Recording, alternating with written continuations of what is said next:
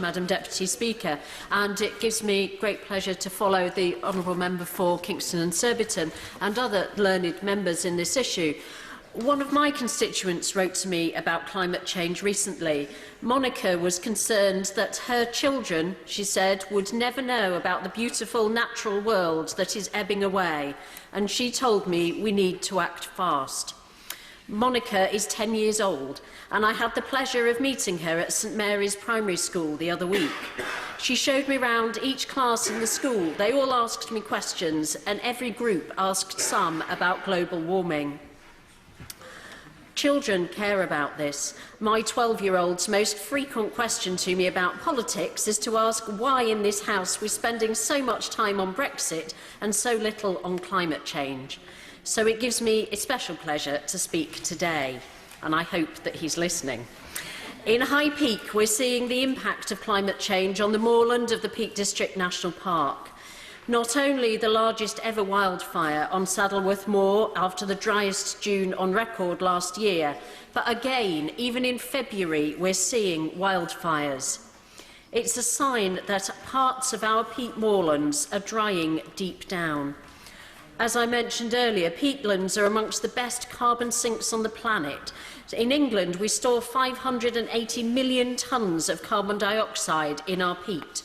But degradation caused by industrial use, climate change and fire means that those peatlands are releasing 3 million tonnes of carbon dioxide each year.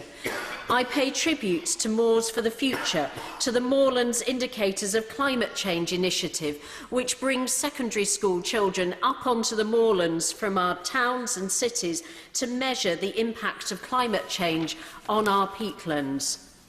They are one of the best indicators. Moors for the Future is funded until 2020 by European Union funding. But after that, they need a long-term commitment to investment, and I call on the Minister to look at this and to make a commitment to their vital work. Because alongside beautiful moors, between Manchester and Sheffield, we've seen cuts to our bus services, cuts to our trains, little opportunity for off-road cycling. People in my constituency are obliged to drive. And not just our cities, but even towns in the countryside like Glossop and Tintwistle are seeing air pollution exceeding safe levels. But we only have one public electric vehicle charging point in High Peak. Shame. Electrification by 2040 is just too late. We are seeing our bus services still being cut, cuts to commuter trains, giving my constituents little choice. But I pay tribute to all my local constituents in Sustainable Hayfield, Transition Buxton, Transition Valley and Transition New Mills, who are working locally on developing sustainable transport and energy solutions, on tackling plastic, refillable water bottle schemes, locally grown food and the first community-owned hydroelectric scheme in the UK in New Mills. Our communities are acting, but they see us in Parliament doing little, as colleagues have mentioned.